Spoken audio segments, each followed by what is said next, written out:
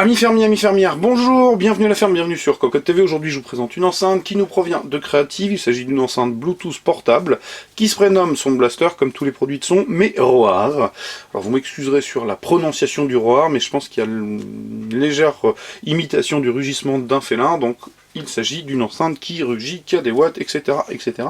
Et vous allez le voir, c'est plutôt intéressant, notamment sur la qualité de restitution du son, parce que, pour être très clair, elle se positionne largement au-dessus de toutes celles qu'on a eu l'occasion de tester en enceinte Bluetooth. Je précise, hein, évidemment, ça va pas aller rivaliser avec un vrai kit de points pour une machine fixe, ou même avec une vraie hi-fi de salon, ça ne peut pas, mais ce n'est pas mal du tout, je tiens à préciser de suite. Au niveau du packaging, on va retrouver une boîte blanche qui présente l'enceinte à peu près sous tous les angles. Information intéressante, elle a gagné le Red Dot Award 2014, donc ça veut dire que au niveau de l'esthétique, elle est plutôt réussie, je la trouve assez plaisante d'ailleurs.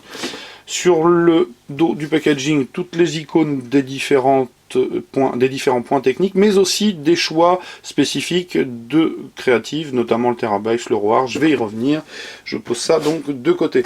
On trouve aussi évidemment les clauses de garantie, les indications de sécurité, un guide de l'utilisateur, une nouvelle indication sur les sécurités et un nouveau guide de l'utilisateur plus succinct que le premier. On a aussi un 3,5 mm femelle vers double RCA. On en a un premier 3,5 mm mâle vers 3,5 mm mâle vers de moins bonne qualité que celui-ci, qui est lui plaqué or, comme vous le constatez de suite, de plus grosses sections. Alors je suis pas catégorique sur le fait que ce soit d'origine, hein, c'est un sample press peut-être que, mais en tout état de cause c'était dans la boîte. J'ai oublié le câble micro USB vers USB là-haut sur le bureau, puisque je refais la vidéo pour un certain nombre de fois, mais ça je vais vous le cacher, je vais pas vous dire combien de fois je l'ai faite, et donc du coup normalement vous pouvez la connecter directement sur la machine. On a aussi un adaptateur secteur pour recharger la batterie par l'intermédiaire d'un connecteur propriétaire. L'enceinte en elle-même, bien la voici, vous l'avez vu, vous l'aviez sous les yeux. Une enceinte plaisante au niveau de l'esthétique, qui fait appel largement à du métal, donc c'est plutôt agréable. La finition est excellente, il n'y a rien à dire, moi je la trouve assez réussie, hein, c'est un bel objet. On a du métal, la finition est si bonne que ce petit tour qu'on pourrait penser être en métal est en réalité en plastique, et c'est vraiment bien traité, ça respire la solidité de manière générale. En dessous, on retrouve une nouvelle plaque de plastique, traitée un peu type alu sablé, vraiment sympathique et de bonne qualité. Deux bandeaux de caoutchouc pour assurer la stabilité sur le bureau, et aussi faire office de patin anti-vibratoire.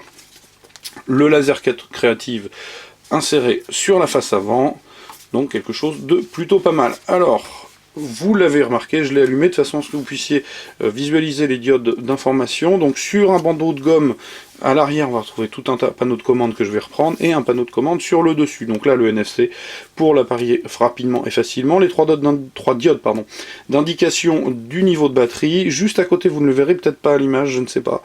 Un REC qui va permettre donc d'informer le fait que vous êtes en train d'enregistrer votre voix. En remontant, on trouve le bouton qui va permettre de coupler le téléphone, en tout cas toute source nomade de Bluetooth, de décrocher le téléphone si vous avez pris un téléphone, plus moins pour le volume. La mise en route de Roar, donc Roar, c'est le fait que elle peut amplifier, si vous voulez, le rendu sonore, et elle le fait de belle manière, c'est assez agréable, c'est plus corpulent, plus vraiment sympa, à ne pas se priver. Maintenant par contre évidemment ça a une incidence immédiate sur l'autonomie.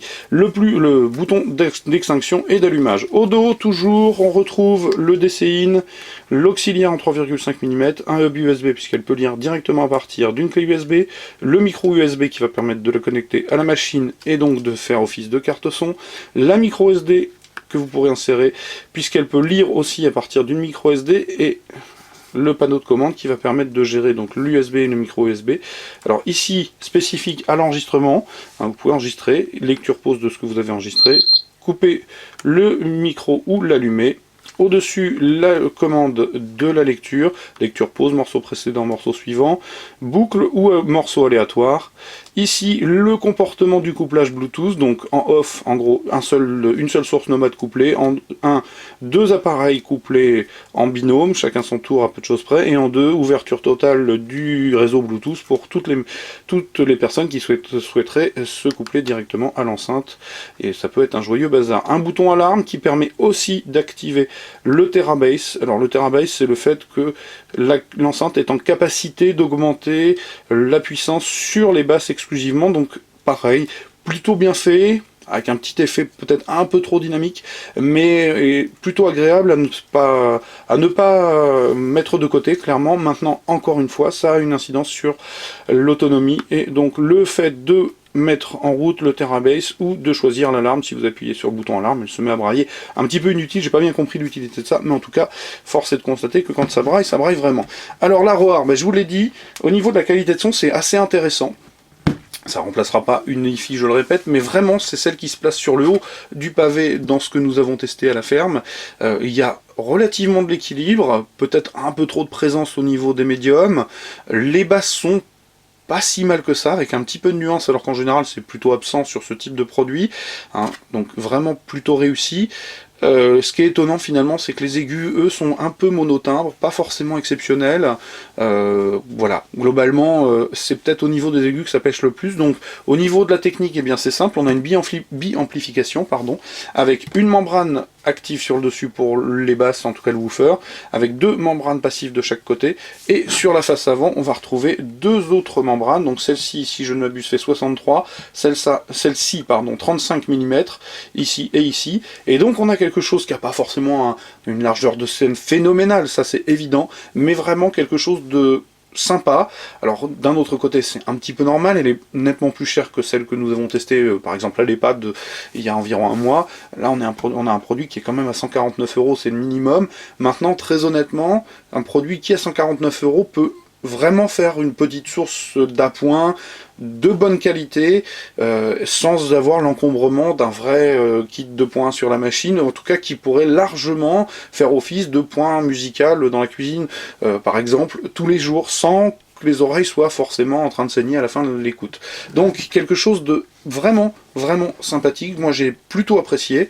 Ça reste évidemment un produit un peu spécifique, ce qui est un petit peu dommage fondamentalement, c'est que c'est plutôt censé être nomade. Vu la qualité du produit et le prix, vous ne l'emmènerez pas tous les jours. Donc dans les faits, ça remplace en gros une radio de cuisine. Alors, est-ce que 149 € la radio de cuisine, ça vaut le coup? Ça, chacun sera juge évidemment, hein, en fonction de son envie de dépenser ou pas. Mais en tout état de cause, c'est certainement l'enceinte qui a proposé la restitution la plus équilibrée, la plus sympathique et la plus agréable à l'écoute de toutes celles que nous avons eues dans les enceintes Bluetooth. Donc il s'agissait de la Sound Blaster ROAR sur Cocotte TV. Comme d'habitude, je vous invite à venir lire le test écrit qui paraîtra très prochainement, puisque je n'ai pas évoqué un certain nombre de points techniques, le poids, la taille, etc. Le fait est que, évidemment, vous pouvez aussi mener une conversation et que ça marche bien. Il n'y a pas de souci de manière générale, ça reste quelque chose de plutôt performant. Donc, comme d'habitude, je vais vous souhaiter une très bonne journée. Je vais vous dire à très bientôt et je vais surtout vous dire au revoir.